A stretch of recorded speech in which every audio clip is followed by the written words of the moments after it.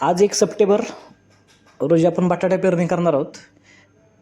पेरण्याआधी आपण 16 गुंठ्यासाठी भूमी अमृत 7 बॅग, त्याच्यानंतर NPK 1 bag, ती आपण पेरणी यंत्रामध्ये पेरलेली आहे.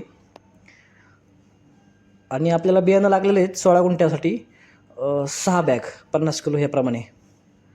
तर आपण पूर्ण क्षेत्रामध्ये भूमी अमृत खते टाकून घेतलेले आहे.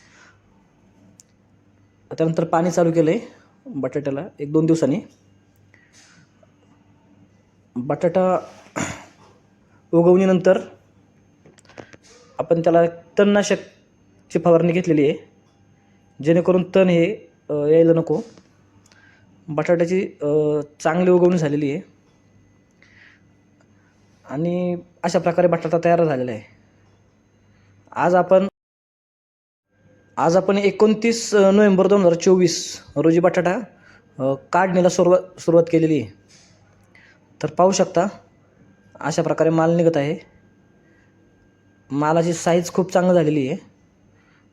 हा वेफरचा बटाटा असल्यामुळे याची साईज आकार गोल असतो. उत्कृष्ट प्रकारचा माल निघतोय. एका झाडाला 3-3, 4-4, 5-5 बटाटे लागतात. अशा प्रकारे बटाटा निघालेला आहे. ही साईज पाहू शकता. या क्षेत्रासाठी आपण रासायनिकचा फक्त एक बॅग वापरलेली आहे 50 किलोची, बाकी इतर काही वापरलेलं नाही आहे. आणि वेळोवेळी आपण फक्त बुरशीनाशक आणि कीटकनाशकाच्या फवारण्या ह्या घेतलेल्या आहेत. तर शेतकरी मित्रांनो, सांगायचं हेच की जर आपण जमिनीचं पोषण केलं तर जमीन तर आपल्याला उत्पादन हे नक्कीच उत्कृष्ट क्वालिटीचं आणि चांगलं भेटू शकतं. ह्याचं हे उदाहरण.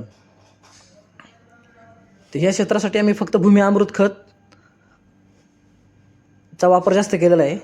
त्यानंतर स्प्रिंकलरमधून भूमी चार्जर लिक्विड आणि मॅजिक रूट केअर हे एक 200 लिटर पाण्यामध्ये 2 लिटर भूमी चार्जर आणि 1 किलो मॅजिक रूट केअर हे वरून स्प्रिंकलरमधून सोडलेलं आहे.